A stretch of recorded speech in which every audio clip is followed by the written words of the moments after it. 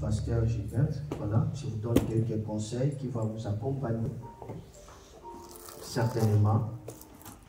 Pour ceux qui filment, prenez cela à part, ne le mélangez pas.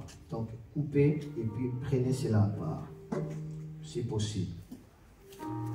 Ça va vous aider. Ça, c'est mon conseil. Premier conseil, regardez avec moi 1 Timothée chapitre 3, verset 13.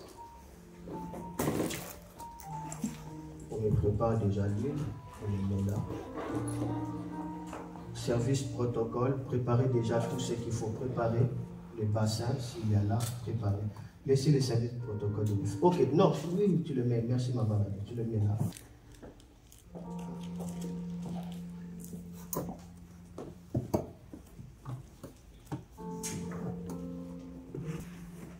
Conseil. La Bible a dit, car ceux qui remplissent convenablement leur ministère s'acquièrent un rang honorable et une grande assurance dans la foi en Jésus-Christ. Lorsque vous allez remplir convenablement votre ministère, vous allez acquérir un rang honorable.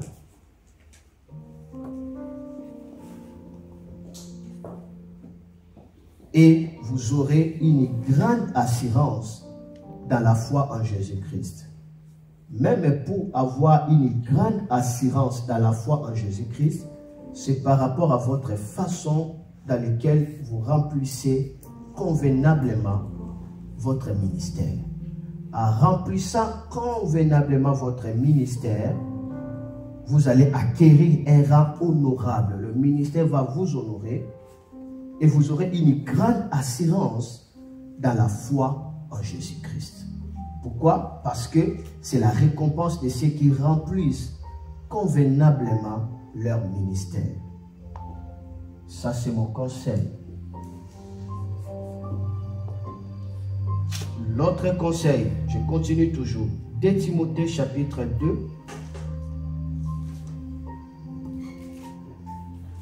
verset 11. 2 Timothée 4, 11. 2 Timothée 4, 11.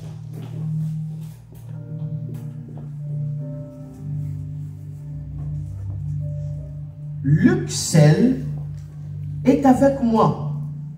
Prends Marc et amène-le avec toi, car il m'est utile pour le ministère.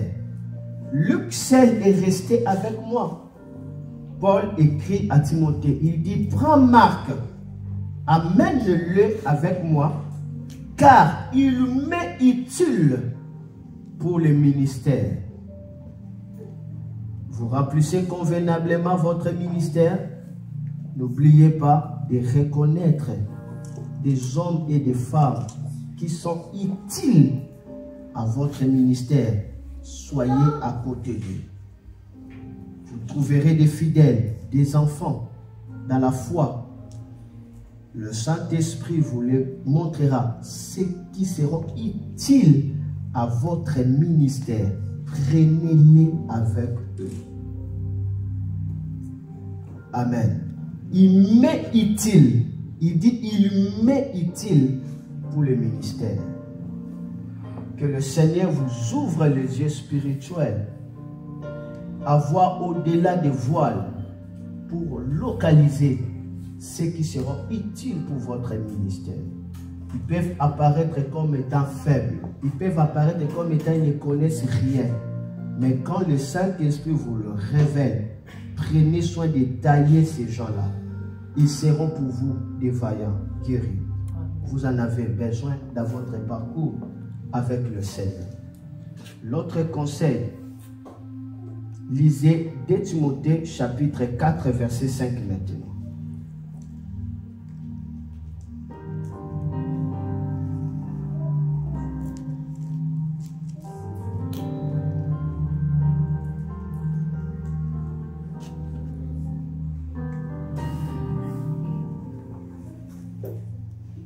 Timothée 4, 5. Mais toi, sois sobre à toute chose, supporte les souffrances, Fais l'œuvre d'un évangéliste. Remplis bien ton ministère. C'est quoi remplir le ministère? Qui va te donner l'honorabilité et qui va impacter ton assurance dans la foi en Jésus-Christ. C'est lorsque tu fais l'œuvre d'un évangéliste et tu acceptes les souffrances qui est attachées à cette œuvre.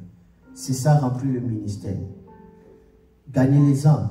Fais l'œuvre d'un évangéliste. L'honneur sera votre partage. Dieu va vous honorer et vous aurez l'assurance dans la foi avec Jésus-Christ. Ça, c'est le don que Dieu donne lorsque vous remplissez bien votre ministère. Qu'est-ce que je dis encore? N'oubliez pas des marques de votre génération. Ils sont utiles pour vous. Notre conseil, je crois que ça serait le dernier. Avant-dernier, je continue, je dois parler comme un père. Regardez. 1 Pierre chapitre 4, verset 11. Sarababa. 1 Pierre 4, 11. 1 Pierre 11, 4. 1 Pierre 4, 11. Beta biloko ni maranga na dola na joyo kaote. Na bandi déjà pour Kananzaba. 1 Pierre 4, 11.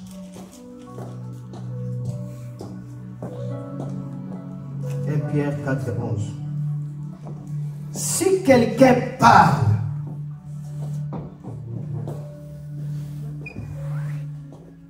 qu'est-ce que j'ai dit? 1 Pierre 4, 11, hein, c'est ça? 1 Pierre 4, 11. Ok. Si quelqu'un parle, que ce soit comme annonçant les oracles de Dieu. Si quelqu'un remplit un ministère, qu'il le remplisse selon la force que Dieu communique, afin qu'à toute chose, Dieu soit glorifié par Jésus-Christ, à qui appartient la gloire et la puissance au siècle des siècles. Amen. La Bible dit, lorsque quelqu'un doit remplir le ministère, qu'il le fasse avec la force que Dieu lui communique. Ne remplis pas le ministère humainement. Ne le remplis pas par ta connaissance. Ne le remplis pas par tes grimaces, par tes motivations. Remplis-les avec la force que Dieu te communique. Si quelqu'un remplit le ministère, qu'il le fasse avec la force que Dieu le communique. Si quelqu'un parle, que ce soit comme annonçant les oracles de Dieu. Quand tu ouvres la bouche pour parler, il faut que tu annonces les oracles de Dieu. Donc, ne jouez pas dans le domaine de la parole. Et en remplissant le ministère, c'est confier à la force que Dieu te communique. Alors que vous serez ordonné, il y aura la force qui viendra sur vous. Remplissez le ministère avec cette force-là. Amen. Ne quittez pas la force de Dieu. Amen. Et ne comptez pas sur ta force. Comptez sur Dieu. Amen. Vous vous rappellerez toujours de ce que je viens de le dire. Vous les rappellerez. Écoutez cela tous ces derniers jours. On va vous donner des vidéos. 1 Timothée 4, 16. 1 Timothée 4, 16. Veille sur toi-même et sur ton enseignement. Persévère dans ces choses, car en agissant ainsi, tu te sauveras toi-même et tu sauveras ceux qui t'écoutent. Veille d'abord sur toi-même et puis sur ton enseignement. D'abord, avant de veiller sur le peuple, commence à veiller d'abord sur toi-même et veille aussi sur ton enseignement.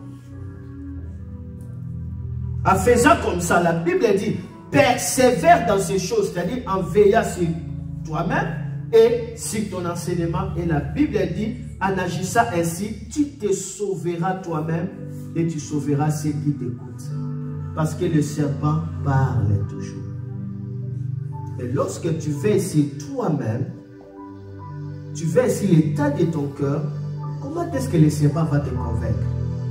Moi, je veille sur moi-même. À chaque fois, avant de prêcher, j'entends la voix de Dieu et je parle.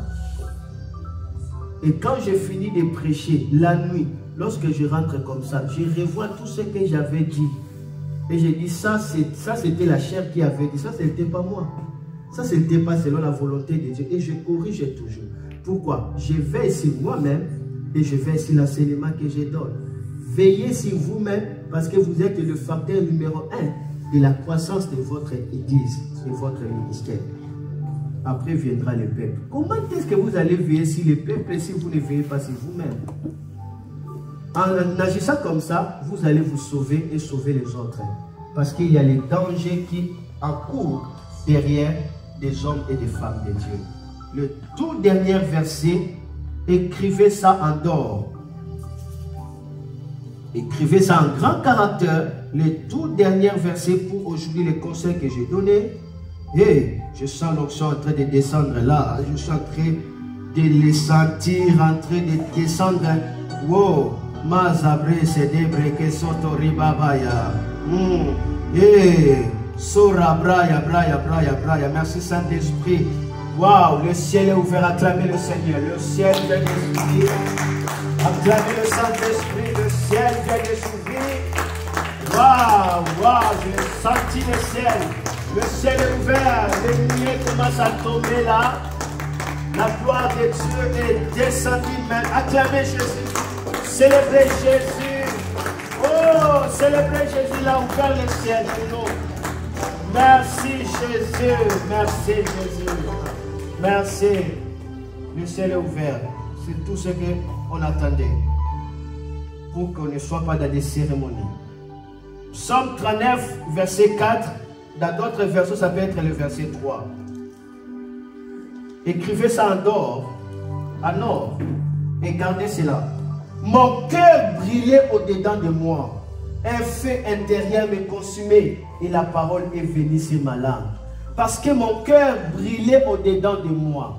Parce que le feu me consumait. La parole est venue sur ma langue. La parole qui ne te brille pas, ça ne brillera pas les gens. La parole qui ne t'affecte pas, ça n'affectera pas. Avant de préparer la parole de Dieu, avant de préparer le message, la prédication, servante de Dieu, écoute-moi, vous devez être bouillonné. Il faut que vous recevez le feu. Il faut que cette parole vienne par le feu. Alors ça va enflammer d'autres personnes. Cherchez le feu alors que vous préparez le message. Même tous les serviteurs de Dieu, cherchez le feu de l'esprit alors que vous préparez le message. Cherchez la conviction du Saint-Esprit dans tout ce que vous êtes en train de faire. Ce qui ne vous touche pas, ça ne touchera pas d'autres personnes. Ça va commencer d'abord à vous embraser. Embraser pour embraser les autres. Je vais recommencer. Mon cœur brillait au-dedans de moi. Un feu intérieur me consumait. Et la parole est venue sur ma langue. Parce que mon cœur brillait. Parce que le feu me consumait. La parole est venue sur ma langue. Donc cette parole était le feu qui remontait. Et quand tu parles avec le feu, les démons sont loin. Les malades sont guéris. Des miracles se passent. Le peuple qui pouvait venir avec des chaînes, ils sortent, ils sont libres. Lorsque nous parlons comme ça, il y a des chaînes qui quittent les gens. Le peuple sont lavés. Ils trouvent la joie du salut. Parce que nous leur donnons la parole qui vient avec le feu. Voilà tous les conseils que j'avais préparés pour vous. Que le Saint-Esprit m'avait donné pour vous. Alors que je venais dans la voiture, sur ma voiture, et le Saint-Esprit commence à me donner ça, j'ai commencé à écrire pour vous, parce que je n'avais pas le temps, je sentais des mots de tête, et gardez cela. Maintenant, nous allons passer au cérémonial de l'ordination, mais que l'Église acclame d'abord le Seigneur.